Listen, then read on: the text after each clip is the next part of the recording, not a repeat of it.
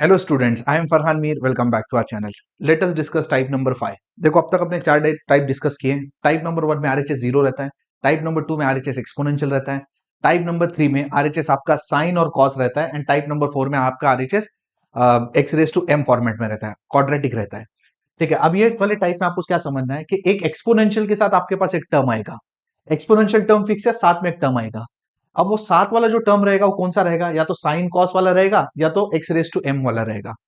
ठीक है, तो इस तरीके से ये टाइप आता है। अभी अगर ऐसा जब भी आपको आता है तो आपको करना क्या होता है? P I is what 1/fd into R H S. अब आर एच एस अपने पास क्या है? देखो ये देखो, आर एच एस के आपके पास e raise to a x into v, right. तो इस केस में आपको करना क्या होता है? इस केस में आपको सिंपली ये जो e raise to a x है ना, इसको पीछे ले लो। ठीक है, e raise to a x को इसके पीछे ले लो एंड डी को सिंपली रिप्लेस कर दो D of a, D plus a से। That's it. ये आपको करना होता है ये वाले टाइप में। देखो क्या किया मैंने, एक बार फिर बता देता हूं। ई रेस टू एक्स आपने पीछे ले लिया। ठीक है, देखो ई रेस टू एक्स पीछे आ गया और D will be replace bye ये जो है ना प्लस ऊपर ए, तो डी प्लस ए से आप रिप्लेस कर देते हो। और वैसे माइनस रहेगा तो भी, अगर यहाँ पे आपका माइनस आ जाता है तो D will be replace by D minus a. अब इससे होगा क्या? देखो ये जो पीछे आया ये तो हमेशा throughout the solution as it is रहेगा, बाहर साइड का टर्म है।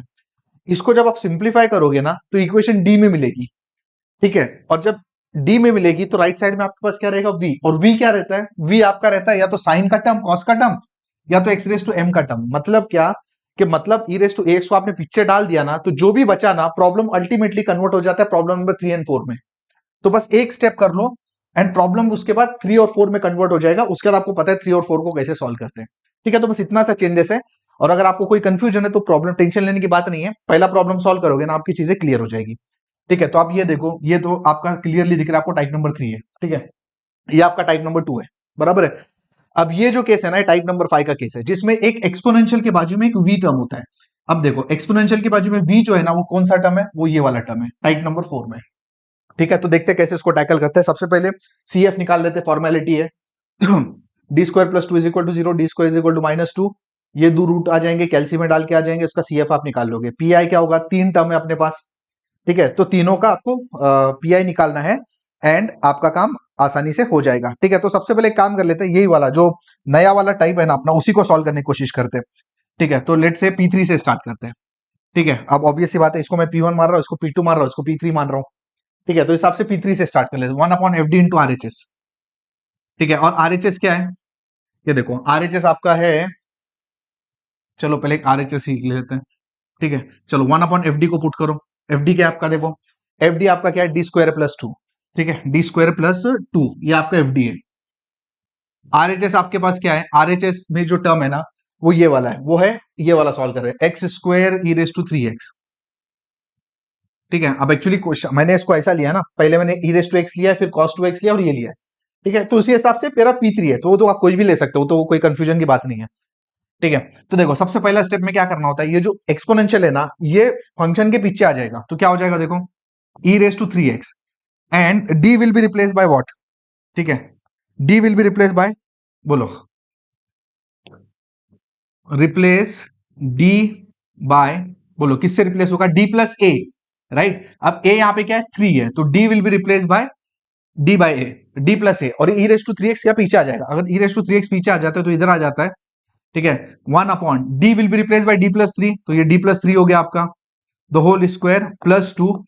एंड जो v है वो, अब v यहां पे क्या रहेगा? ये v है आपका, जो भी एक्सपोनेंशियल के बाजू में रहता है वो आपका v रहता है, बराबर है। अब इसको सिंप्लीफाई करते हैं तो देखो क्या होगा, e raise to 3x 1/a plus B the whole square, D square plus 6d plus 9 प्लस 2 एक्स स्क्वायर, है ना। इसको बस a plus B the whole square का ब्रैकेट ओपन किया है, तो इन शॉर्ट ये क्या हो गया? e raise to 3x 1/d square plus 6d plus 11 into X square. ठीक है, अब ये जो पार्ट है ना, ये तो आप छोड़ो, ये तो throughout the solution as it is रहेगा, चलता रहेगा, बराबर। और सिर्फ इस प्रॉब्लम पे अगर आप फोकस करोगे ना, ये वाले पार्ट पे, तो आपको पता चलेगा अरे ये तो टाइप नंबर 4 का प्रॉब्लम है, और टाइप नंबर 4 में क्या किए थे? सेम चीज रिपीट करना है। तो एक छोटा सा स्टेप और प्रॉब्लम या तो टाइप 3 में कन्वर्ट हो जाता है, तो टाइप 4 में कन्वर्ट हो जाता है। ठीक है, तो टाइप 3 4 अच्छे से समझाए तो ये तो हो ही जाएगा। ठीक है, तो बताओ इसमें क्या करते हैं अपन सब लोग, बताओ। 1/, सबसे पहले डी के डी का सबसे छोटा पावर किसमें? इसमें डी रेस टू 0, तो इसको सबसे पहले ले लो। नेक्स्ट क्या होता है, नेक्स्ट में हम लोग क्या करते हैं इसको, ठीक है देखो, नेक्स्ट इसमें अपन क्या करेंगे, ये ई रेस टू थ्री एक्स है आपका, आप क्या करोगे 11 को कॉमन ले लो, 11 को आपने कॉमन ले लिया, ठीक है, क्योंकि आपको 1 + 1 माइनस फॉर्मेट में बनाना होता है, तो अंदर क्या आ जाएगा 1 + d² + 6d अपॉन 11, ये आपका बन गया बेसिकली, है ना। एंड राइट साइड में आपके पास क्या है, राइट साइड में आपके पास टर्म है x²। नेक्स्ट स्टेप क्या होता है, ये जो टर्म है ना उसको ऊपर ले जाओ, तो ये हो जाएगा e raise to three x upon 11, ये तो permanent throughout the solution as it is रहेगा। एंड अगर आपने इसको ऊपर ले लिया तो ये जाएगा 1 + d² + 6d अपॉन 11, एंड इसका हो गया इनवर्स और साथ में आ जाएगा x², ठीक है। नेक्स्ट अब आपको पता है फॉर्मूला क्या है, अब ये फॉर्मूला क्या होगा बताओ, ई रेस टू थ्री एक्स, इसको अभी अपने को एक्सपांड करने का है, वन ऑल्टरनेट प्लस माइनस, क्योंकि प्लस और माइनस है, 1 - x, ठीक है। अब आपको ये बात तो समझ में आ ही गई होगी कि हम लोग को कहां तक जाना है, कहां तक जाना है भाई, +x², है ना, x वाला ये वाला टर्म है d² + 6d upon 11 the whole square. आपको तो पता चल ही गया होगा कि इसके आगे हमको जाने की जरूरत नहीं है, क्यों जाने की जरूरत नहीं है, क्योंकि हम कहां तक जाते हैं, हम लोग वहीं तक जाते हैं जहां पे x का पावर है, तो 2 है तो 2 तक जाने का, ठीक है। नेक्स्ट अब क्या करना है, इसको सिंप्लीफाई करते हैं, ये देखो 1 - 1/11, ये इसको तो रहने दो, d² + 6d plus 1/121, I hope आपको समझा होगा, है ना, 11 का स्क्वायर 121। अब इसको a + b the whole square करना है, क्या आएगा a² d⁴ plus twice ab, मतलब 12 प्लस 36d² माइनस, एंड ये ब्रैकेट क्लोज पे x², ठीक है।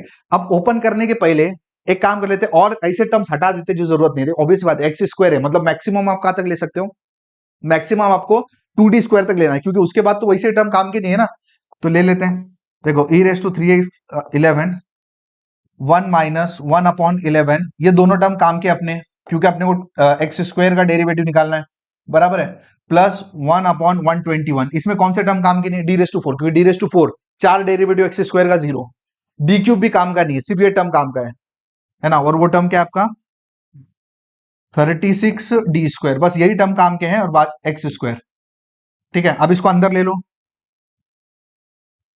बस सिंप्लीफिकेशन है ना, काम हो जाएगा आपका, ठीक है। जैसे मैंने बताया 90% बच्चे ना ये 1 को 1 ही रखेंगे, बट ये x² से मल्टीप्लाई, इसलिए इसको केयरफुली ध्यान रखना, ये सिली मिस्टेक बहुत होती है। अब d² of x² is what 2 only, है ना, double derivative of x² 2x and 2 plus 6 derivative of x² is what 2x into 6 is 12x, ये हो जाएगा आपका 1/121, ये 36 है इंटू 2, है ना, क्योंकि 2d double derivative of x² is what 2। अब इसको फर्दर सिंप्लीफाई करेंगे तो अपना काम हो जाता है, ठीक है।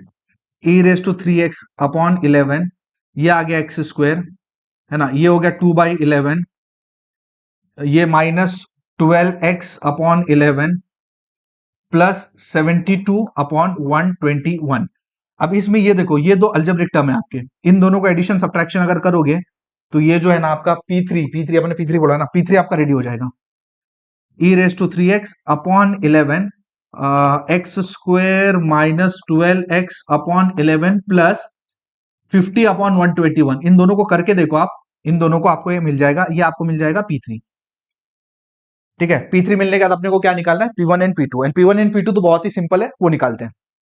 अब P1 और P2 तो आपके बहुत ही सिंपल है ना, फंक्शन क्या है d² + 2, और यहाँ पे आपके पास ई रेस टू एक्स, ये टाइप नंबर 2 का प्रॉब्लम है, डी की जगह आप 1 पुट करोगे, डी की जगह आपने 1 पुट कर लिया तो ये हो जाएगा आपका 1 + 2 3, E raise to X into 3, ये आपका P1 बन गया, ठीक है। नेक्स्ट अब अगर यहाँ पे करोगे तो ये हो जाएगा d² + 2 एन cos 2x, ये आपका टाइप नंबर 3 है, टाइप नंबर 3 में d² की जगह आप क्या पुट करते हो, -1 इंटू a², मतलब बेसिकली -4, तो अगर आपने -4 पुट कर दिया तो ये हो जाएगा -4 + 2 is -2 cos 2x, so that is what -½ into cos 2x, ये आपका बन गया P2।